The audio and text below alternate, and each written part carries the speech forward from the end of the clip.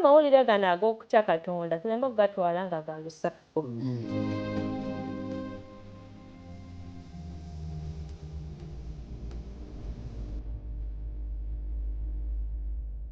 Malayika si agenda okubuulira naye ffe Mukama tuze tumubuulire eri ensi yonna.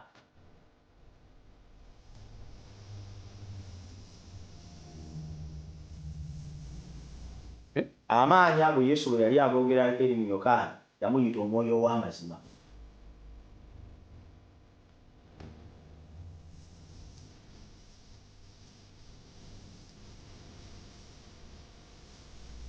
Lesson weekend katuyigire ku bigere bya Kristo. Weewaawo Amina, twagala okwebaza mukwano okubeera nti weegasse ku programu yaffe eno lesson week eno, naye nga tukwebaza nti weewale okunyumira programu zaffe za 3ABN amazima agatajunguluddwa nga tugenda maaso n'okuweereza abantu obubaka bwe tukkiriza nti bwe bubaka obuli mu kuteekateeka abantu olw'okudda kwa Yesu okusembedde. Tweyanza nnyo tweyanze. Gamanya nze Yonasaani Matovu ne musajja Munnagomba ate ndi muweereza ku kanisa wali e Najeera mu disitulikiti yaffe Yeruzira. Nina omukisa olwaleero nti nina mikwano gyange abakkiriza tusobole okubeera nga tugayagayiza wamu ebigambo bino bitegeerekeke tumenyeramenyera wamu omugaati. Tulina n'omukisa sisita waffe ono aviiriddeko eri ku SJ Church Bunga Soya, Sister Esther Kalibala. Tukwaniriza nnyo mu program lesson weekend wetuyigira ku bigere bya Kristo. Wulira emirembe nga tuli ffenna. Weewa mukadde waffe ate ku luyi luli Lekikyala Mulamba ku University e Bugema era nga si mulala ye mukadde waffe Enuka Kyotayinza okuva ku SDA Church Mpererwe mu Kanyanya District. Amina. Basebo mukadde wange ne mwanyinaze mbaniriza nnyo. Mukama waffe yeebazibwe. Era nsaba mumbuuze ku mulabi waffe ate oluvannyuma tubiri nga tweyongerayo. Abaagalwa erinnya lya Mukama waffe eryebazibwe. Twebaza Mukama tubedde njagala okugamba ekigambo kimu nti welcome to God's Day Out. Engeri gye tuyingidde sabbiiti mwenna mbaagaliza sabbiiti ennungi. Happy Sabbath everybody. Shalom. Yes. Shalom obaddamu ntya tuyambeko. Nange abooluganda mbanirizaako nnyo mu linnya lya Mukama waffe Yesu Kristo. Mwebala okutega 3ABN n'okugabana wamu naffe. Tusaba kimu Mukama atuluŋŋamye mu by'okuyiga bya wiiki eno ffenna tugabanire wamu olw'okuteekebwateekebwa olw'okudda kwa Kristo omulundi ogwokubiri. Amina. Weewaawo amina. So mukwano gwange atulaba tuli mugenda maaso ne programu eno. Twebaza abatufuna okuva ku mikutu gyaffe egya Vento Productions ku YouTube, ku Instagram, tulina Facebook. Mwebale nnyo mwebalire ddala abali ebweru w'eggwanga nga Bungereza, mu USA, America, n'abali e Belgium, n'emikono gyange abali mu Sweden nga Mwami Leonardo Kibirige, so nga tulina n'abali mu kyondo kya Buwarabu awo wonna Middle East yoyo abafuna programu eno eya lesson weekend. Mwebale nnyo bannange mwebalire ddala ate ne programu zonna ze tulina wano ku 3ABN. Kati nno tugenze ku namba 2 mu lesoni yaffe. Twali kunyanjula wiiki ewedde ne tubaako bye tulaba lwaki ekitabo kino kyawandiikibwa, mulamwa ki gwe yagala buli musomi atwale. Kale nno lwaleero twagala kuba twetegereza ate obubonero obulambikira ddala nti Yesu wadde yali muntu naye yali Katonda. Bwe kiri? Wow. Twagala kusooka na kusaba tutandike okubwekebejja kamu kamu nga bwe bwatuweereddwa tusobole okuba nga tuzuula ate ebisingawo. Sister Esther, nsaba okkiriza otuweereyo essaala nga tuggulawo. Katweyombeeko olw'okusaba. Oli mulungi gwe Katonda kitaffe ajjudde ekisa n'okwagala, bw'otukuumye n'otulekawo n'otusaka kano nga tukyali balamu. Erinnya ly'ekkululigumizibwe liweebwe ekitiibwa kubanga osaanidde. Mukama nno mu byonna twongera okwebaza olw'okubanga watuwa omukisa okutegeera amazima go n'ekigambo kyo ne twegatta ku kanisa ye yasigalawo Mukama. Naye Mukama nga tugenda okuyiga ku bigambo byo, ebigambo bino bibyo Mukama ffe abali mubiri ogw'omuntu Mukama tukusaba otulungamye sindika omwoyo watulungamye okuyita mu by'okuyiga bino naye okusinga byonna Mukama bikole eri obulamu bwaffe ne bannaffe ababiwuliriza Mukama nabo bikole eri obulamu bwabwe mu byonna otuteeketeeke olw'obwakabaka bwe obugenda okujja bwentyo bwe nsabye nga mpita mu linnya lya Mukama waffe Yesu Kristo amen. Weewaawo sesa tuyanza nnyo kale nno kati twolekedde okutandika butereevu nnyo ensonga yaffe ey'olunaku olwaleero nga tunulira obubonero obw'obwa Katonda. Tulina olunyiri luno olw'okujjukira lulimu ennyiriri bbiri olunyiri olwa 25 n'olwa 26. Bayibuli yagambye nti Yesu n'amugamba nti nze kuzuukira n'obulamu akkiriza nze newankubadde ng'afudde aliba mulamu na buli muntu mulamu akkiriza nze talifa emirembe n'emirembe. Okkiriza ekyo bannanga atulabe okkiriza ekyo kuba bw'oba tokikkiriza obulako. Njagala kukkiriza nti buli muntu yenna atakkiriza kino obulamu bwe tebuwera. Mulaba mutya tuli ku signs of divinity. Bayibuli etwanjulidde omusajja Mukama waffe Yesu Kristo yali Katonda n'afuuka omuntu. Obubonero ki obukakasa? Ssebo tweyanza olunyiri olwo lwennyini mwe mutandikira mwe muli amaanyi. Yesu ayongera okwatula n'okulaga amaanyi ge nti y'ensibuko y'obulamu bwonna. Kyetugenda okutunuulira kwe kwongera okutunuulira okubaako obubonero nga 3 obwongera okulaga obwakatonda bwa Kristo nti y'entandikwa y'ensibuko y'obulamu na buli kyonna ekiri ku nsi kyetooloolera ku ye. Yesu kyava agamba nti nze sigaba bugabi bulamu naye nze nnyini bulamu. Nze bulamu. Alina nze aba alina obulamu, akkiriza nze aba afunye obulamu. N'olwekyo kyetugenda okutunuulira ennyo kwe kukakasa nti Kristo ono y'entabiro y'okutondebwa kw'ebintu byonna era ye Katonda mwene eyakola eggulu naki n'ensi. Era mu kutonda Adamu ye yaliwo era ye yennyini yalina amaanyi agazigaba obulamu n'okubuzaawo. Ebigambo bino bikwataganako n'ebigambo ebiri mu kubikkulirwa eri 1:18 ti nze nnina ebisumuluzo byawa by'emagombe kubanga tugenda kulaba ebisumuluzo ng'abikozesa.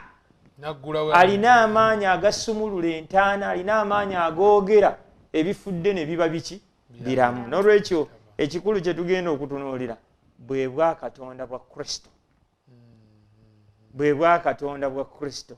Yesu ng'alaga obuyinza bwe. Era obuyinza bwe wano bulabikira ddala bweyoleka bulungi. Tweyanza nnyo mukadde wange. Mwanyinaffe kiki ogamba? Tuli mu kunyanjula, tuli mu kwetegereza ebigambo Mukama waffe byayogedde biri bold. Abajasi balimbalimba bannaabwe naga nti bwe munanzikiriza njabbawo entebe tujja gituulako ffenna tufuge ffenna. Naye ogugamba nti bw'onanzikiriza ngenda kukuwa obulamu obutaggwaawo mu bufunze newankubadde ng'ofudde oliba mulamu. Kyo kinene.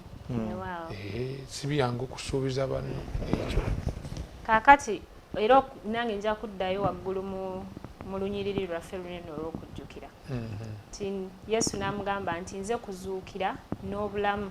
Akkiriza nze newankubadde ng'afudde aliba mulamu. Era buli abeera omulamu era n'akkiriza nze talifa okukkiriza kino. Kristo bw'atusuubiza nti ye kuzuukira n'obulamu. Kristo agenda okwogera ebigambo bino nga Kristo yaliwo mu kutondebwa kwaffe. Omuntu eyaliwo mu kutondebwa kwaffe alina full responsibility eri obulamu bwaffe. Alina obuvunaanyizibwa obujjudde. Tulina abantu ab'enjawulo ababumba ebibumba eby'enjawulo ku makubo nti oli bw'agamba nti ngenda kubumba akasuwa. Omuntu oyo alina obuvunaanyizibwa okumaliriza akasuwa ako n'akatereza n'akateekawo oba okukamaliriza n'akasaanyawo. Amaanyi gonna gaba mu mikono gy'omubumbi oyo. So Kristo ono atusuubiza nti bwe tumukkiriza tuli babalamu mu ye, alina obuyinza bunene eri obulamu bwaffe kubanga mu kutondebwa kwaffe yaliwo. So bwe tuba tetumukkiriza tuba tuli ku byaffe kubanga tuli bitonde bye. So asinziira mu kubeera nti ye kennyini mutonzi. Ye kennyini mutonzi. Ye kagaba bulamu. Ye byonna. Kamaffe yeebazibwe. So mukwano gwange atulaba tuli ku kyama ekyo. Teweerabira nti bwe twatandika lesoni eno oba statement zetwagala okuddingana. Ebitabo bino ebina birina enjawulo. Matayo alinayo ekyaluubirira nga bwe twalaba nti atunulidde nnyo Omuyudaaya, so nga Makko ye agamba nti omuntu ayanguyirwa okusoma asome ekyange nkifunzizza. So nga ate Luka ye anyweza nnyo nti Yesu was a son of man. Kati Yokaana ye yeefunyiridde ku nsonga eno, buli omu kufa asoma ku Kristo amanye this is the son of God. Ono ye mwana wa Katonda. Era ng'ogenda kulaba nti obubonero buno bwonna bwe tuli mu kutunuulira okutandika ne kano akasooka ak'okuliisa abantu bokka abasajja 50,000 katugirayo ekifaananyi ekyo nti Mukama ffe Yesu Kristo mwana owa Katonda, mwana wa Katonda. Kituufu naffe tuli baana ba Katonda, naye ono ye mwana wa Katonda eyazaalibwa omu yekka. Katusoma akabonero kano tuketegereze okuliisa 50,000. 50,000 zirimu okulaga amaanyi ga Katonda. Kubanga muganda wange wano tuba tunaategeka emikono. Kyatukubidde ttooki. Abaana ba Isirayiri nga bali mu ddungu. Tujjukira Mukama ng'abasuulira emmaani. Ne ku mukolo kuno waliwo ekyakolebwa ekirabikako ng'emmaani. Nti abantu 50,000 ng'ekyokulya waliwo okusoberwa. Yesu abuuza kiki ekiriwo, nti waliwo awo omulenzi alinawo emigaati 5. Tiwaliwo n'obwennyanja bumeka? 2. Yesu nti ekyo kiwedde. Era Yesu akola kye bataalowooza nti azimbulukusa bino emigaati 5 n'ebyennyanja 2 okusobola okugabula ekibiina kyo kyonna. Wano kye nasinze okulabamu Kristo ono alaga okufaayo ku bulamu bw'abantu abatumwetoolodde nga Katonda waffe kyennyini kyali, era Kristo ayongera okulaga obwa Katonda bwe nga Katonda afaayo ku bantu be. Kubanga Kristo wajja najja zibe n'obulamu naye zibe nabo mu buki. Tatunuulidde bulamu bwokka buli bw'ayinza okugamba nti kale obulamu obutaggwawo kituufu, naye afuddeyo n'abantu bano abali mu kusoberwa abeetaaga ekyokulya. Kristo azimbulukusa era baleeta ebisero ne bateeka mu 10 na bimeka? 12. Era 12 ebyo era birina kye bisongako eri mu Isirayiri. Ebike 10 n'ebimeka? 12. Yesu ayongera okutambuza ekifaananyi ekiva mu Isirayiri enkadde ekya Katonda yennyini gwe bataalabanga ng'akaakano Katonda bamulabira ddala. Agenyiwaddeko kye tuli. Aleeta emmere okuwonya enjala kubanga aganze mugaati, nze mmere agaba emmere. Tyalirya ku mugaati guno taliddamu kulumwa njala naki. Naye nga byonna bibasongera ku maanyi ga Kristo n'obwa Katonda bwe. Amiina. Muntu kyalina amaanyi agaliisa abantu 50,000. Bingi byondoozesezza nga mpuliriza. Sister, gwe kikyolowooza ku nsonga eno? Tuli ku Yesu Katonda, mwana wa Katonda. Bwe tusoma mu kitabo kya Yokaana kyennyini essuula ey'omukaaga olunyiriri olusooka. Somerayo mu Luganda wano gye nnina lugamba nti oluvannyuma lw'ebyo Yesu n'agenda emitala w'ennyanja ey'e Ggaliraaya era eyitibwa Tiberiya. Olwo lwe lusooka. Ngende ku lwokubiri. Ekibiina ekinene ne kimugoberera kubanga baalaba obubonero bwe yakola ku balwadde. Ne bw'okomaawo kaakati abantu abagoberera Kristo abasajja bano 50,000 bamugoberera kubanga bamuyinamu essuubi. Baali bamulabye ng'akola ebyamagero, ng'awonya, ng'azuukiza. Newankubadde Filipo yagenda gy'ali ng'amutegeeza nti abantu bano tunaabaliisa ki, naye yalina okukkiriza mu gwagamba. Kubanga singa teyamuyinaamu kukkiriza, oba oliawo bandibadde beekuŋŋaanyaamu awo obusente obuliwo bagende banoonye ebyokulya. So Kristo okukola ekyamagero kino okuliisa abantu bano 5000 yali agezaako okwagala okwongera okunyweza abantu bano okutegeera nti Kristo Katonda. Kubanga abasinga bamugobereranga n'ebigendererwa eby'enjawulo. Nga balowooza musajja gwe twandise omufuusa. Omufuusa. Naye bamulabyeko ng'akola ebyamagero. So Kristo akola ekintu kino okwongera okubazzaamu amaanyi nti nze Katonda, abalaga nti olw'okuba nze Katonda nina amaanyi n'okubaliisa wadde ng'ebyokubaliisa tebikola ki? Tebiriiwo. Kubanga mu kitundu kino era kyayongedde nga kiddamu otujjukiza Yesu ng'aliisa abaana ba Isirayiri okuyita mu ddungu. Nti abantu bano baleme kwerabira nti Kristo ono eyaliisa abaana ba Isirayiri mu ddungu ayinza okuba nga Kristo wanjawulo atasobola kubaliisa. Bw'abanga by then teyali nabo naye n'agitonyesa butonyesa ate kati ng'ali nabo. So kino kyayongera nnyo n'okunyweza n'abayigirizwa ne baga This is the Messiah. This is the Messiah. So yakikola okwongera okunyweza okakasa abantu nti ye Kristo. Abantu obutabuusabuusa kubanga bangi era abali batannaba mukkiriza. Newankubadde nga baali bamulabye ng'akola ebyamagero eby'enjawulo. So kino kistrikinga kijjayo point nga bweri. Butuufu olwaleero singa obadde wategeka mukolo gw'abantu baba abasiology abamu. Let me take like that. Ba historians bagamba nti abantu abo tebaali 5000 bokka. Baali mugumu 3.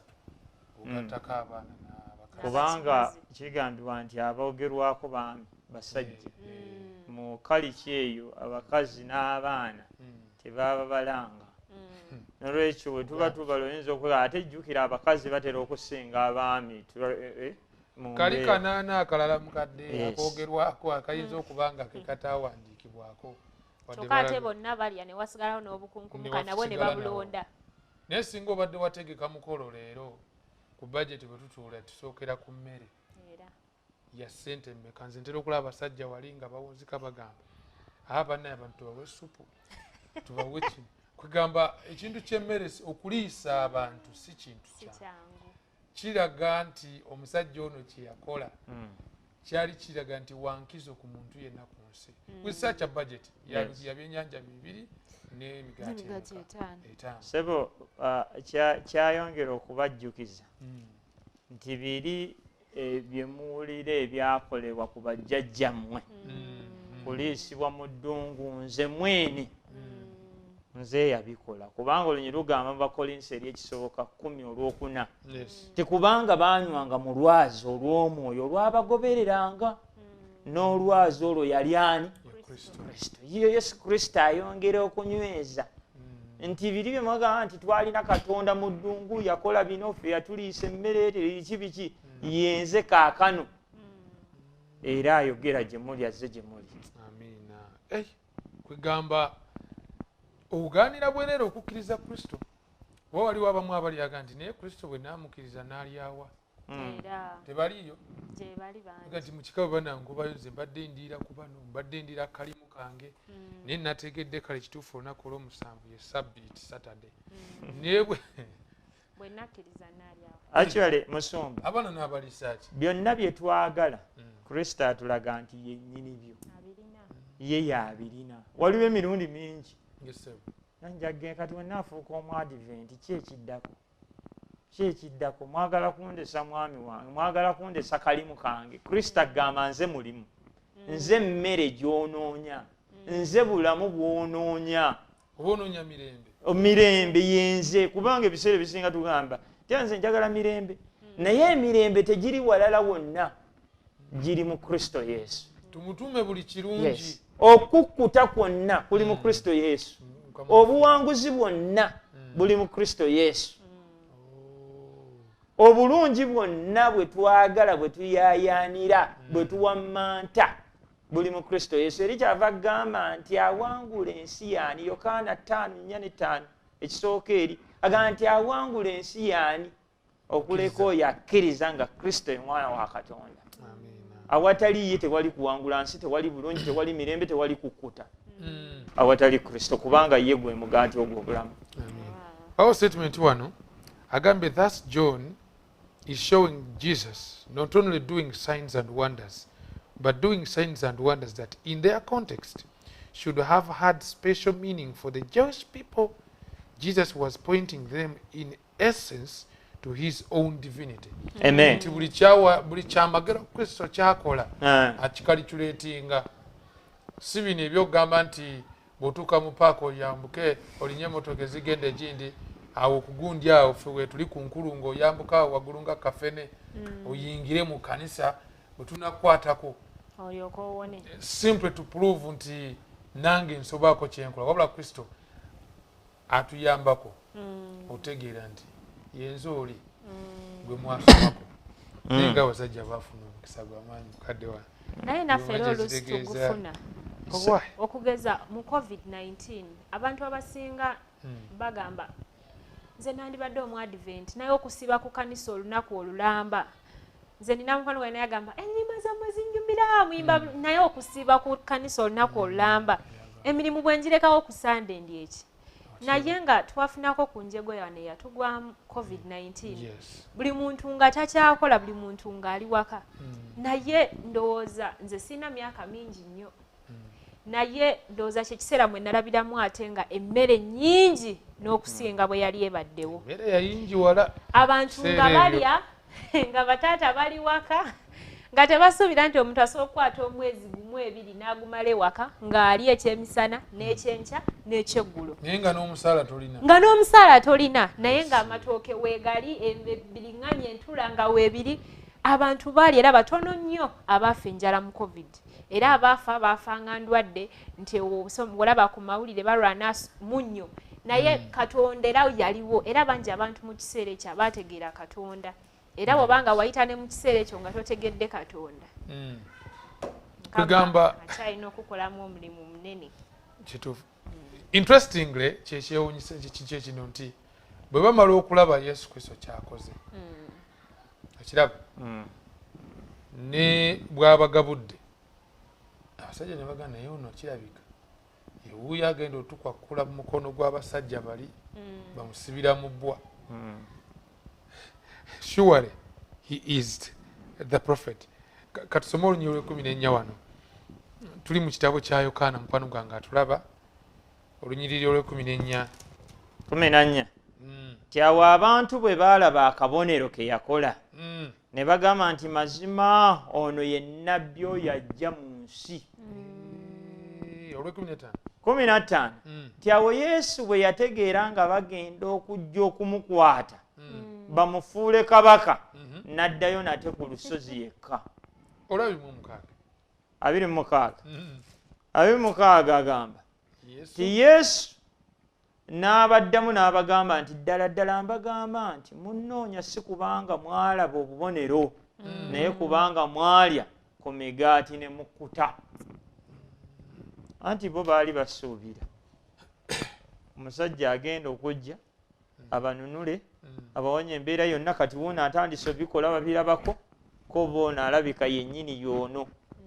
kye baali basuubira kye baali basuubira ekika kya nnabbi ekika kya Masiya gwe baali basuubira yaliwa era wanjawulo ki ku Yesu wadde nga bamaze nokyatula nti ddala y'ono. Tetwerabira nti ebiseera ebyo byennyini baali mu bufuge nga banyigirizibwa gavumenti y'e Ruumi kubanga lino lyali bendobendo.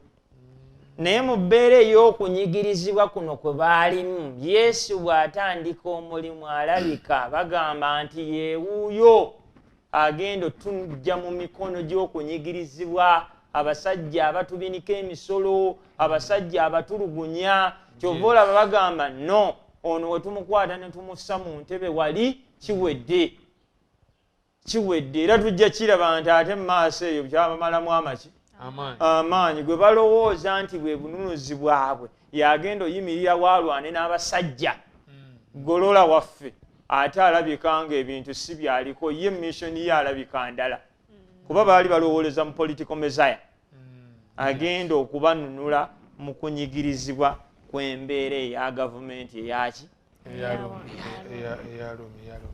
Surely he is the prophet.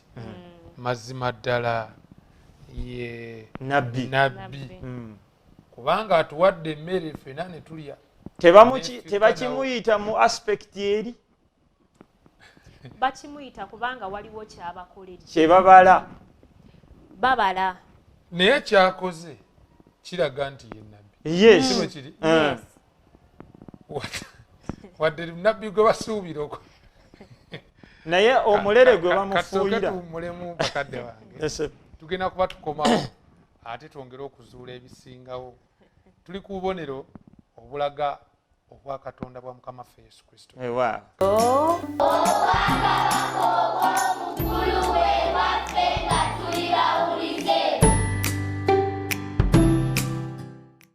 Weewaawo amina. Kulisaayo nnyo mukwano mukulu mulamu.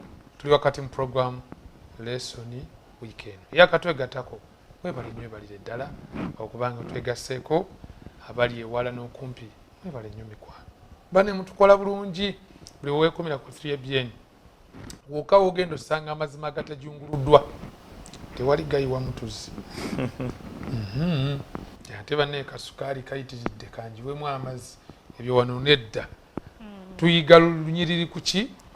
Lunyiriri. So we tukomye mukwano gwange atulaba nga tuli mu kwetegereza Yesu Kristo.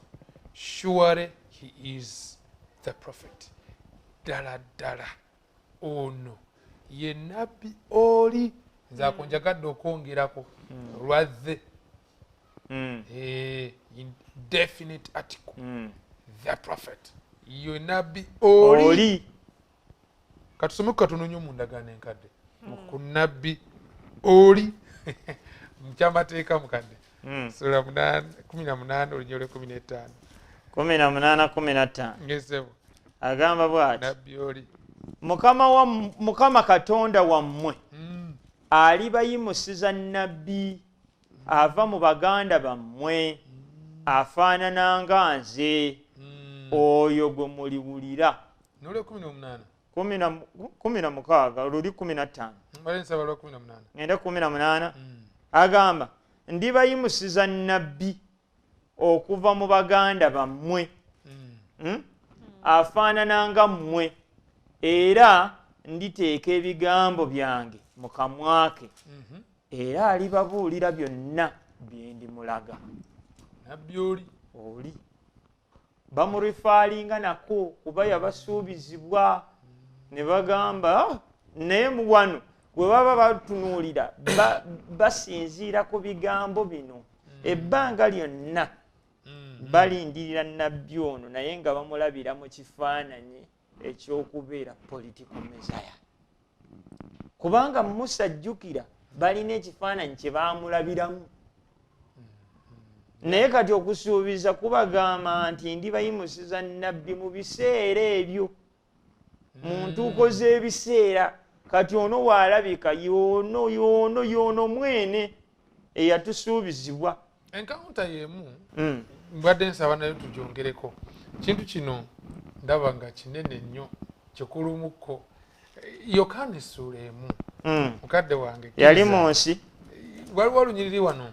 Tutandikire ku lunyiriri olwa 20. Tutambule mpola mpola. Yokaana wagambira nti ndi ddoboozi 2. Tutandikire ku 2. Yes. Agamba nti n'ayatula n'ateegaana n'ategeeza nti si nze Kristo. Ne bamubuuza nti kale gwani? Gwe Eriya? N'agamba nti si nze ye. Gwe nabbi oli? N'addamu nti nedda. Newe okomaawo. Kwegamba nabbi oli. Nkagadde nnyo akantu ako nti surely he is the prophet. Ddala ddala ye nabbi oli. Ku Yokaana tebakyogera. Bambuuzabuuza naye ku ono tebabuuza nabuuza. Kyebalabye. Sister, conviction eyo olunaku lwaleero mu nsi mwe tutambulira. Kisoboka okuba nga tusobola obuulira enjiri abantu ne bakkiriza nti ddala gwayogerako yoyo yennyini. Kakati aba history agamba nti history repeats itself. ebyafaayo byeddingana.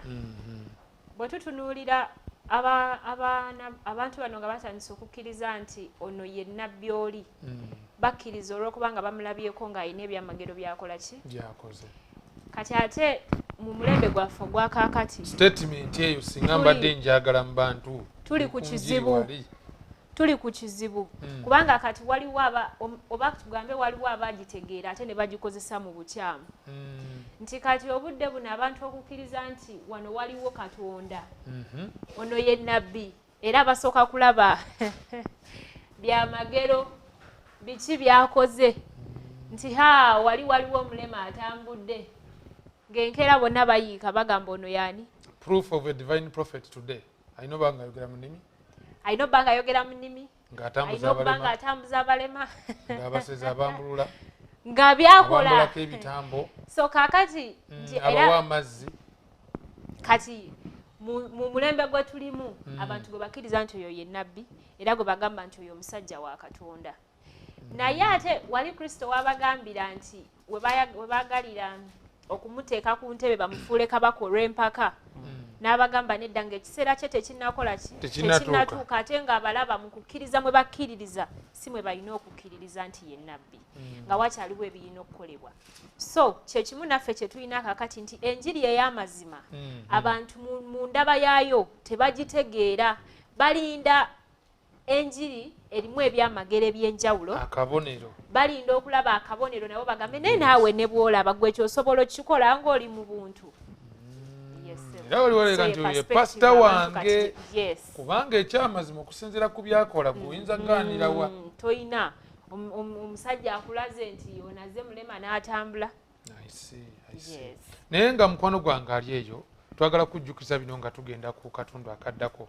One, Yesu Kristo ye mugaati ogw'obulamu era agamba nti ajja gy'ali n'alya tagenda kuddamu kulumwa njala. Ekyokubiri, Mukama waffe Yesu Kristo agambye mu kigambo kye nti yenze musumba aliisa endiga zange. Tugenze mu Yokaana, ye good shepherd, musumba omulungi. Ekiraga nti nze kuzuukira n'obulamu, nze kkubo n'amazima n'obulamu, nze muzabibu ogw'amazima. Ayamu eno, ayamu. Yokaana sura 8:58. Kadde wange lugatteko. 5:8. Fact kuva ku 5:6. 5:6. 5:6 agamba bw'ati. Ti Ibulayimu jjajjammwe yasanyuka okulaba olunaku lwange n'alulaba n'asanyuka. Yes. 5:7 ngende. Kyawa Abayudaaya ne bamugamba nti tonnaba kuweza myaka 5 naye Ibulayimu wamulaba oti. Yesu n'abagamba nti ddala ddala mbagamba nti Ibulayimu nga tannaba kuzaalibwa nze nga wendi. Kwegamba sure he is the prophet. Kituufu bali balina kye bamusuubiramu oba balina nnabbi gwe basuubira. Kino ndowooza waliwo akatundu ke akaggyibwayo wano mu lesson akakulu. Ne ku mulembe guno sisita nga bwakireesi wabuuzizza nti what is the definition of a divine prophet today? Njagala oteeka ekigambo mu quotes today. Ani gwe banaasuubira nti yaliko amaanyi ga Katonda, akola ebyamagero, akola ebinene gwe bagoberera, naye nga okusinga kutunuulidde ebyamagero okusinga amazima kye kizibu ekyali wano. Bw'oba okkiriza Kristo, bw'okkiriza oyo Kristo gw'obuuliddwa, omukkiriza lwa bubonero oba lwa mazima agajjuzibbwa obulamu obutaggwaawo. Bwe buba bubonero tuli beetegefu omugoberera, naye bw'ajjayo amazima yooli ne gavaayo takyakola makulu. Nti okugaana kwe kwataputibwa bubi. Bangi baawunzika bagamba nti yali tagwana kuddamu kubaako kyakaatiriza ku bye yeeyogerangako kubanga naye kennyini yali abuusabuusa empisa ye ey'obwakatonda. ko n'omulimu gwe bwe batyo baggulira emitima gyabwe eri obutakkiriza eri ensigo setaani gye yasiga yavaamu ebibala ebigifaananira ddala nti oba tolina odasita etula ku ntebe ey'obwa ya Isirayiri oliisiza abantu 5,000 ffe tukukkiririzaamu ate gw'ogamba nedda twagala kulangirira abasajja tubeegobeko kitegeeza oyinza okuba nga kino okikoze kiza even by mistake tokikiriza muso ye yali enzikiriza yaabwe in fact bayibuli egamba ettundutundu erisinga obunene bamwabulira from this incident gye tubadde tusomako mukadde nga sooka osoma olunyiriri olwo Yokaana 6:10 tuli mu lunyiriri tuli mu kitabo kino mu Yokaana 6 kuva ku lw'enkaaga bamaze otegeera amazima gali aga bread of life agamba nti abo bangi ab'omu bayigirizwa be bwe baawulira ne bagamba nti ekigambo ekyo kizibu ani ayinza okukiwuliriza naye Yesu bwe yamanya munda mu ye nti abayigirizwa be beemulugunyizza kino n'abagamba nti kino kibeesittaza kale kiriba kitya bwe muliraba omwana w'omuntu ng'alinnya gye yali olubereberye 6:6 ab'okubayigirizwa be bangi kyebaava baddirira ne bataddayo kutambulira wamu naye nate kitalo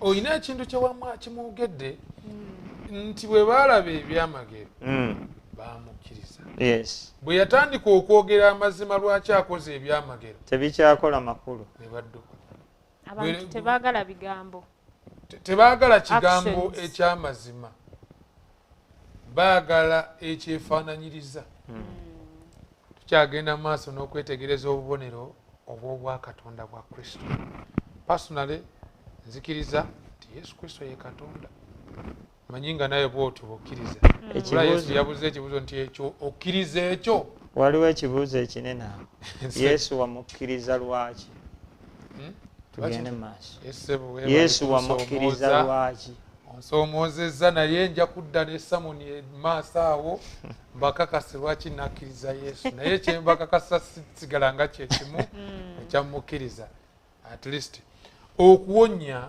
kabonero akalala kakano ak'okuwonya omusajja omuzibe w'amaaso yazaalibwa muzibe obuzibu buli bwani kyenyagadde otandikira obuzibu tebulina we buli teri aholdinga buzibu tetulina gwe tugenda kunenya must have someone to blame gwe tuyinza okunenya ali omu sitaani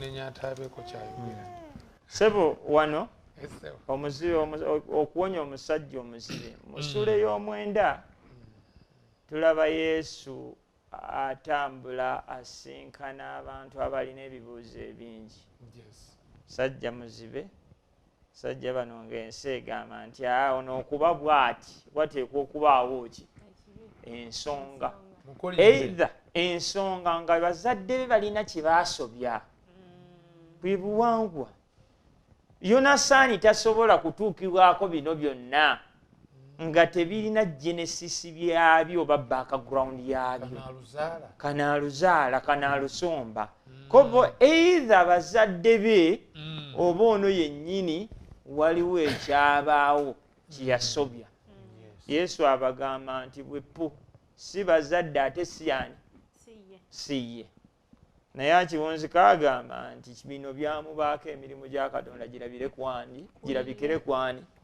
ku ye Yesu alaga obwakatonda bwe ku musajja ono nga bwe tugenda okulaba alaga obwakatonda bwe kuba bwamusisinkana omusajja yali muzibe teyaddayo kuba muzibe nate naye waliwo obuzibu obujjamu Yesu akwata enfuufu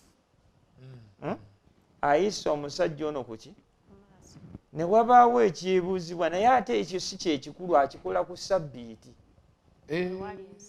waliwo ensonga akola kuki ku sabbiiti awonya ne ku sabbiiti kale kituufu alabika Katonda naye ate Katonda kyayinza okuba omwonoonyi ate n'akola ebyamagero awonya ne ku sabbiiti ono ano waliwo kyoyagadde kituufu ekintu kino kiriko ebibuuzo nga 3 ekisooka okizzeemu ani ow'okunenya titwandinenyeza sitaani ekyokubiri lwaki Katonda yakireka ekitiibwa kye kirabikire ku ye si bwe kiri ekyokusatu ekibuuzo kigamba lwaki ate owonya ku sabbiiti tulina ennaku 6 ez'okuwonyezaamu tosobola kuwonya mu nnaku endala ekyo nno ekibuuzo kyandiwewuka nga bakigamba ku nze oba ggwe naye ku Yesu Katonda ng'ate yawonya ku sabbiiti agambye nti ono ye Mesaya ate awonya ku ki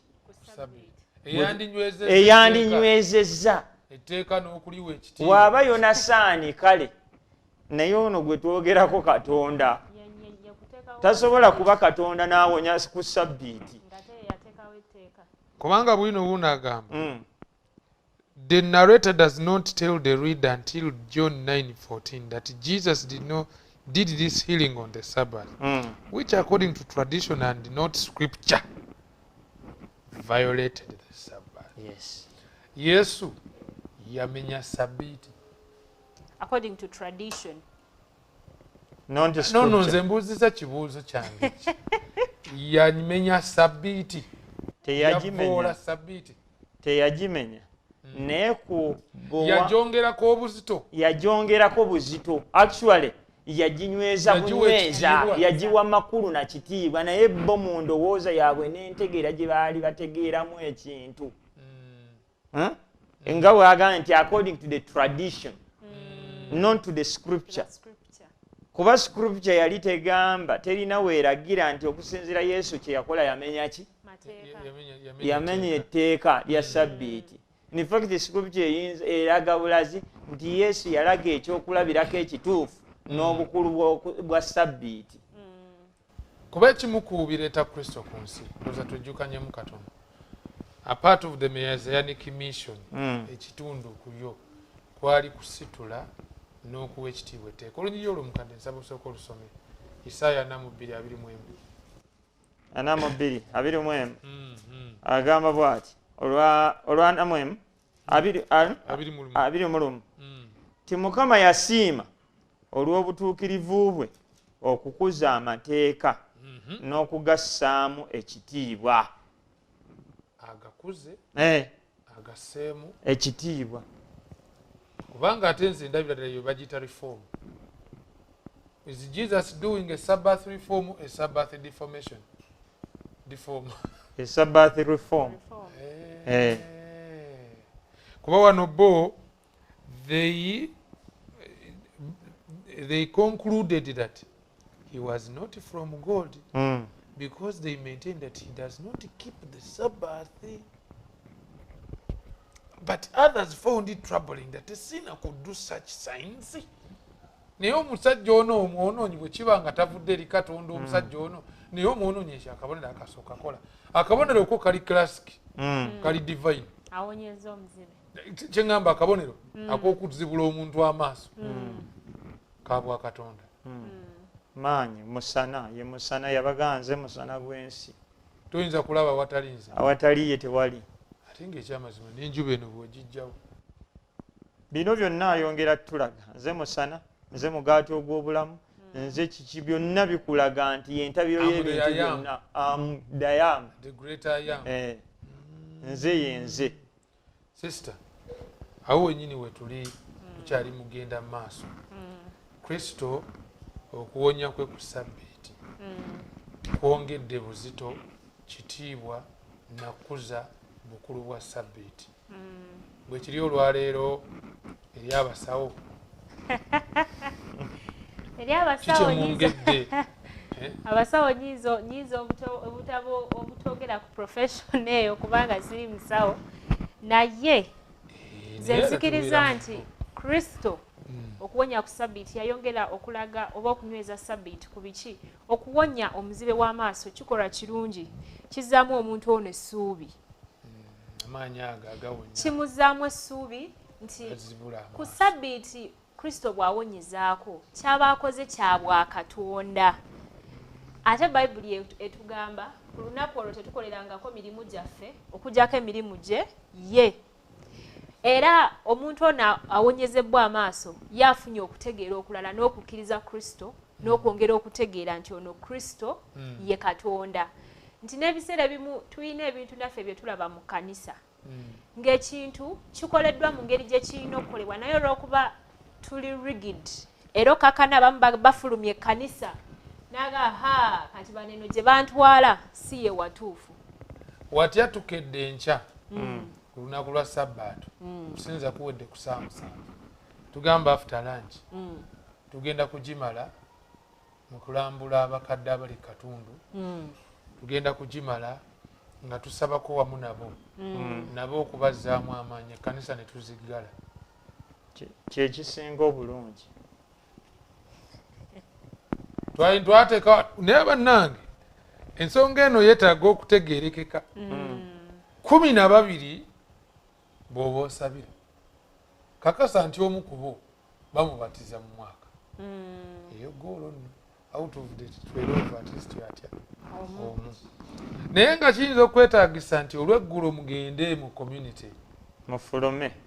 okimanyi nti muffe mwennyini mukyalimu abantu abalina ebirowoozo ebigamba nti nze bwe nva ku church ne ŋŋenda mu community akawungeezi ate mbanga tattanya ekifaananyi kyaki era banyiga nti atisika okusigala wali muti nga ntudde. Era oli agamba sabbiiti yange oba ogyonoonye ogisse efudde.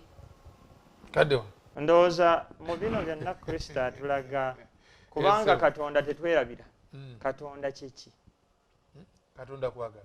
God is love. Yes. Buli w'oyogera Katonda n'amateeka ge kyova olaba Kristo agafunza mu ngeri 2.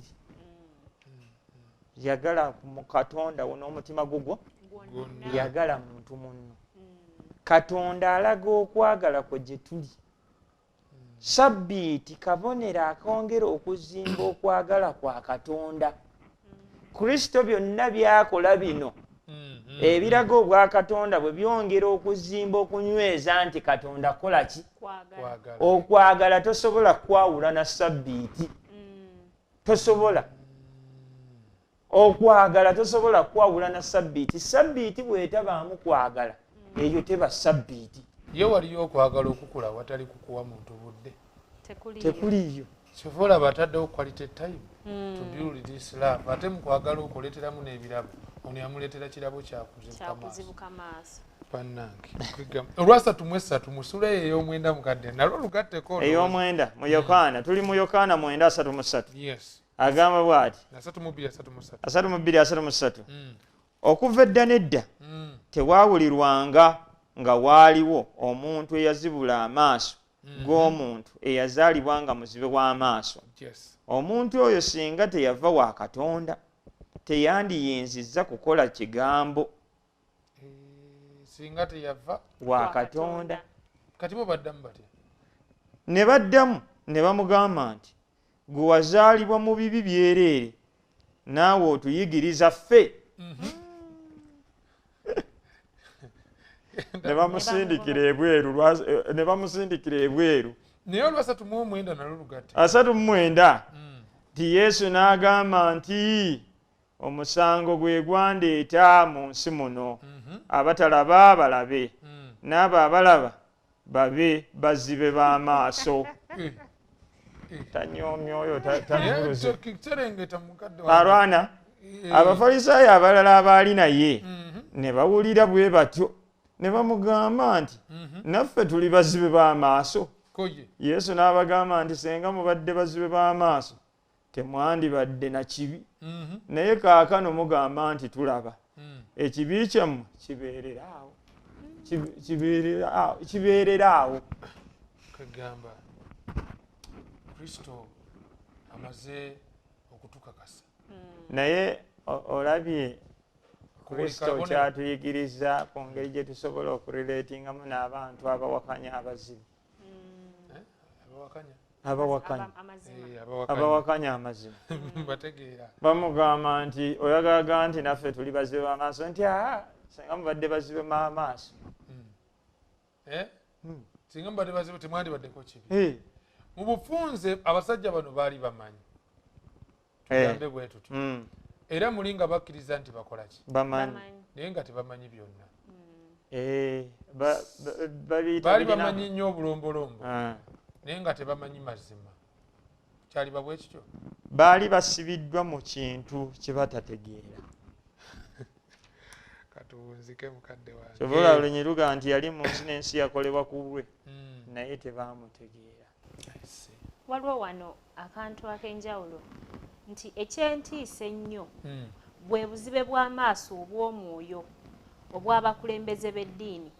Olumu yali Masiikini omuzibe w'amaaso asobola okwogera nti okuva edda n'edda tewawulirwanga nga waliwo omuntu asinga omuntu eyazibula amaaso ng'omuntu eyazaalibwa nga muzibe w'amaaso.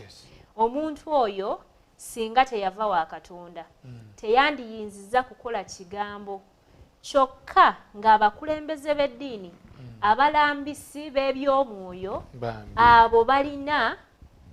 abo abalina okusooka okutegeera Yesu ye ani era ne bamukkiriza nga Masiya bo newankubadde waliwo obukakafu buno bwonna tebasobola kukiraba sinakindi tebayagala bwagazi kukiraba.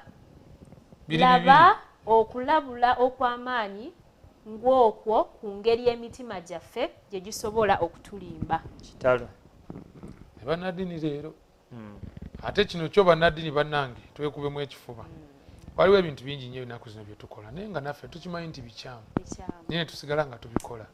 Mwana yakazaalibwa n'oga nti kamubatize n'omuyiwako amazzi ku kyenyi. Waliwo ebintu n'ogamba nti kati ne kino kye tuliko kyennyini ekya Sabbiiti olunaku lwa musanvu Bayibuli ega nti olunaku olw'omusanvu ye Sabbiiti eri Mukama Katonda. Sisuubira nti omuntu asootuuka ku yunivasite nga dictionary temulaganga nti 7th day is Saturday naye omuntu n'akkiriza yekka yeziba amaaso.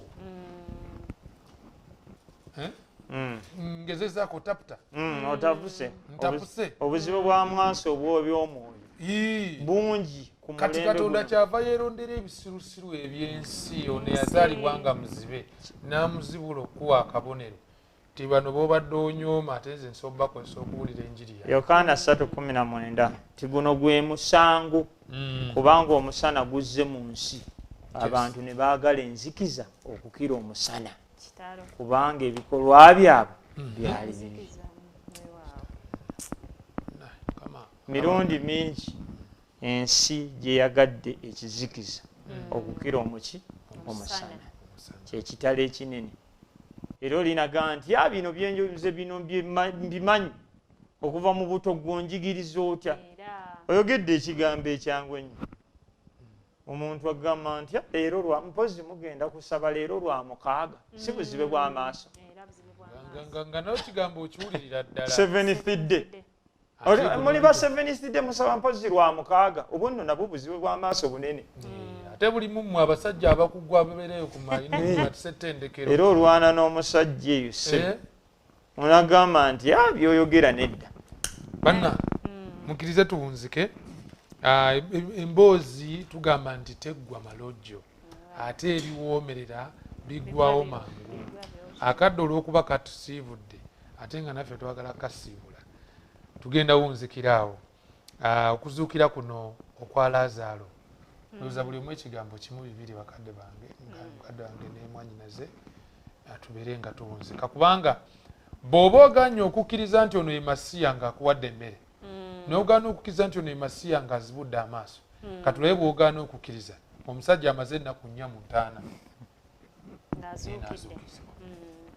kigambo kimu omukadde wange kimu tuwunzike kuba akadde kaweddeyo. Weewaawo kakati bwe tulaba mu kitundu kino okuzuukira kwa Laazaalo nti Laazaalo yali sigamba nti afuddemu kadakiika awo nga bannaffe nti oba azirisaawo Katonda n'amuzuukiza wabula Laazaalo yafa n'aziikibwa ne mu ntaana okumala ennaku mmeka ne bamuteeka ppamba mu nnyindo byonna ne bamuteekayo ne basibako wajja mu mulembe gwaffe guno nga baziika n'akatimba ne bakubako ne seminti ne bamusiiringa enkeera ne bajja ne bateekako zitalazo weewaawo nti naye Yesu teyajjirawo. Waliwo ensonga lwaki Yesu teyajjirawo. Yesu era yayagala ayongere okukkaatiriza obwakatonda bwe eri abantu bano nti nga Lazaalo n'amaze n'okufa nga ne kussa kwatuuse asubirwa okuba nga awunya naye Kristo amuwa obulamu. Tuddayo ku kyawandiikibwa kyaffe nti nze kuzuukira n'obulamu akkiriza nze newankubadde ng'afudde aliba mulamu. Ekyaddala bwe tuba nga tukkiriza Kristo naye nga tusoma ebyamagero bino byonna ne tubisoma busomi ne tubirekaawo tusaanye okwesabira. Naye Kristo bw'abanga asobola okuzuukisa Laazaalo amaze mu ntaana ennaku ezennya kyongera okutulaga nti Kristo alina amaanyi ku bulamu bwaffe. So n'olwekyo baganda bange ne bannyinaze ku byonna bye tuyitamu mu nsi eno tukkirize kimu nti buno obulamu buggwaawo. Naye oyo alina obulamu obw'emirembe n'emirembe oyo azuukiza Laazaalo azuukiza abafu ab'enjawulo tukkiriza nti naffe mu kaseera akajja tukowoolera tuzuukire tubeere balamu nate. Amina. Kigambo kigambye nti surely he is the prophet. Okusinziira ku byakoze ddala bw'aba ajja omuntu mu ntaana ono ye nnabbi. Ngenda wa mukadde wange ayogere ekigambo kimu bibiri atusabire n'otusabira kubanga kigambo kimu Kristo ayongera okukakasa obwakatonda bwe. Naye ne mu mbeera eyo okukakasa obwakatonda bwe waliwo abaguguba waliwo ababuwakanya. Kristo ng'ayongedde okunyweza obwakatonda bwe n'obukulu bwe abalazeeko amaanyi ge nti nze mwene nze kubeerawo kwammwe nze alina amaanyi ku mmwe. Era bano abamu bagamba nti ono byakola bino katuteeketeeke kumukola kumutta kumuggyawo. Basigala baguguba bakyalinda eyabasuubizibwa. Katwebaze Kitaffe Katonda maanyi ga Isirayiri twongera kwebaza. Toliiko kyolikola okutuusa ng'otwebikkuliddemu byonna. Twagala okwebaza okuyita mu kigambo kyo ne leero twongedde okutegeera obwakatonda bwo. Yongera okubikkula ku magezi gaffe bikkula ku maaso gaffe. Abamu tulabika nga abalaba naye nga tetulaba. Abamu tulabika nga abawulira naye tetuwulira. Mukama tuyinza okwongera okutegeera tulyoke tuwone okufa okw'emirembe n'emirembe. Weebazibwe Mukama olw'ekirabo kya Kristo kye wawaayo ku lwaffe. Tunyweze mu kigambo ekyo essuubi lyaffe ery'obulamu buno n'obulamu okusinga ennyo obutaggwaawo bunywerere omwo. Obulumizibwe bwe bw'ekitiibwa Mukama mu ssabbiiti eno entukuvu k'emikisa gyo gibundugulwe ku ffenna eri omuddu wo n'omuzaana we ali mu kabiga mw'ayita. Mukama muwangulire. Tusabye n'okwebaza okuyita mu Kristo Yesu Mukama waffe. Amen.